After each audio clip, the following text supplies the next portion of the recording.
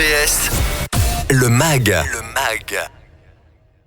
Eh bien non, monsieur, dame, le travail ce n'est pas la santé, pour parodier une certaine chanson que les moins de 50 ans ne peuvent pas connaître. La réponse, c'est le sport. Le sport résonne avec santé, mais peut-être pas uniquement dans le sens que vous l'entendez. Les femmes ont-elles la même équité avec ces messieurs quand elles pratiquent un sport ? Je ne parle même pas de leur présentation dans les clubs. Toute personne avec des différences a-t-elle les mêmes chances d'accéder à son sport de prédilection ? Tout simplement faciliter son intégration dans la société. Enfin, vous sentez-vous, vous qui nous regardez, qui nous écoutez, capable de relever des défis comme parcourir un semi-marathon ou un marathon, et pourquoi le feriez-vous ? Eh bien, à toute cette question, nous allons tenter d'y répondre en compagnie de Sébastien Lefrançois. Sébastien, bonjour. Bonjour Michel, merci de votre invitation. Sébastien, vous êtes responsable engagement santé, bien-être et engagement en sport et également porte-parole de la Matmut. C'est un titre à rallonge, mais qui correspond bien à ce que vous faites. Et le sport est une des valeurs que vous développez au sein de la Matmut. On va y revenir parce que je voudrais qu'on démarre avec la journée internationale du sport féminin. C'était il y a quelques jours, mais cela ne vous a pas empêché d'en parler parce que c'est une cause que vous portez haut et fort. Exactement Michel, et encore une fois merci de votre invitation. Le sport féminin et encourager la pratique du sport féminin sur tous les terrains, c'est une des missions de notre programme à la Matmut, le sport très collectif. Voilà, on a des engagements et on porte ces engagements au sein de la direction RSE. Voilà, encourager la pratique des femmes sur tous les terrains. On a matérialisé justement cette mission ce week-end, samedi, à l'occasion de la journée internationale du sport féminin, en mettant en avant les compétences de nos sportives, qu'elles soient sur le terrain ou en dehors, dans le métier qu'elles exercent à côté. Voilà, une double casquette. La compétence ne s'arrête pas sur les terrains, elle est même en dehors, et on développe cet engagement et le fait d'encourager la pratique féminine sur tous les terrains, toute la saison, lors des saisons sportives notamment, avec divers partenaires. Avec des noms, on va revenir sur les partenaires, parce qu'il y a les deux. Il y a l'athlète en tant que tel, son environnement, et donc le club aussi. Et donc c'est aussi des athlètes que vous encouragez, et parmi lesquels quelques noms célèbres, champions du monde, ou triple champion européen.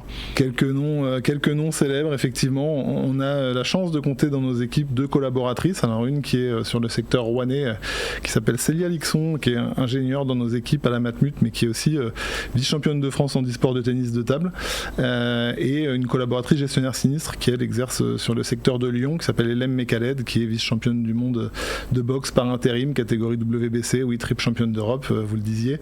Voilà, mais pas que, puisqu'on s'attache aussi une grande importance à soutenir dans les équipes collectives dont on est partenaire, également les équipes féminines. C'est le cas notamment à QRM, qu'on encourage depuis longtemps. Il faut savoir que les 2 équipes évoluent et en national pour les joueurs et en 3e division nationale en D3 féminine pour les joueuses, et on s'attache à accorder la même importance et le même traitement en fait à ces 2 équipes, tout comme, et ça c'est nouveau depuis cette saison, au Loup Rugby, qu'on soutient depuis une dizaine d'années en top 14.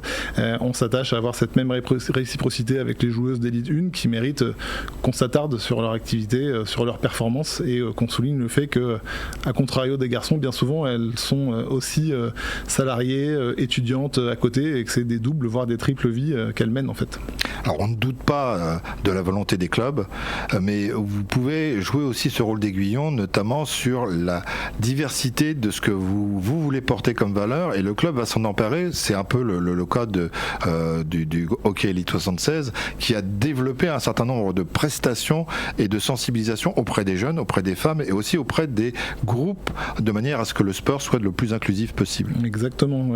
Les Dragons de Rouen, c'est l'exemple local, et nous on est très attachés à ce territoire, tout comme le club. On est vraiment engagé sur cette façon d'inclure, d'aider. La saison passée, dans le cadre de ce programme, le sport très collectif, avec ce jeu de mots sur le trait, qui veut montrer que le sport peut avoir de belles actions quand on le lui permet. On a vraiment intégré l'association Trisomie 21 et Restaurant 21 qui se trouve à Rouen, pour permettre notamment aux jeunes d'être accompagnés durant la saison. Ils ont vécu une superbe expérience à l'occasion d'une soirée de match où ils étaient bénévoles pour le club, accueillir les supporters et traiter de la même façon que tous les autres bénévoles. C'est vraiment un moment magique. Et cette saison, avec les Dragons et toute la direction du club, on a orienté les travaux autour du soutien scolaire, avec l'entraide scolaire amicale. C'est compliqué à organiser parce que entre la volonté, la démarche, même s'il y a l'expérience derrière chez vous, il faut pouvoir l'organiser, il faut pouvoir prendre en considération la réalité, le temps de vie des uns et des autres, le côté performance des sportifs. C'est une vraie alchimie. C'est une alchimie. On a la chance d'avoir 26 années de soutien au club et quelques récentes années où on a mis toutes ces actions en place. Donc on se connaît et on sait comment on fonctionne. Entraide scolaire amicale, c'est une association, donc évidemment, ils n'ont pas les mêmes timings, pas les mêmes créneaux, pas la même réactivité, mais en tout cas, on essaie de piloter ça au mieux avec une ambition pour cette association, trouver des mentors pour encadrer les jeunes en difficulté sociale et scolaire. C'est ce qu'on réussit à faire depuis le début de cette saison. On a réussi à trouver 5 mentors, 2 parmi les collaborateurs de la Matmut, on s'en félicite, et 3 qui ont répondu présent suite aux différents appels dans la presse, à la patinoire, avec le concours des joueurs qui se sont aussi mobilisés sur leur temps libre pour encadrer ces jeunes et leur prêter main forte. C'est pas très compliqué, il suffit juste de se mobiliser.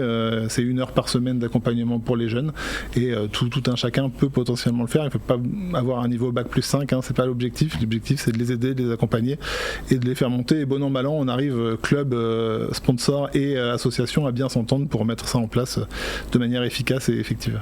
Le côté pas très compliqué, quand on sait le temps que ça prend pour avoir le partenaire, l'athlète en tant que tel et pouvoir organiser la manifestation. On va revenir d'ailleurs sur Alexis Anquincan que vous suivez depuis des années, mais qui est aussi un fer de lance en quelque sorte pour solliciter ceux qui peuvent se mettre à la marche sportive, à la course et faire presque du sport santé. On va y revenir.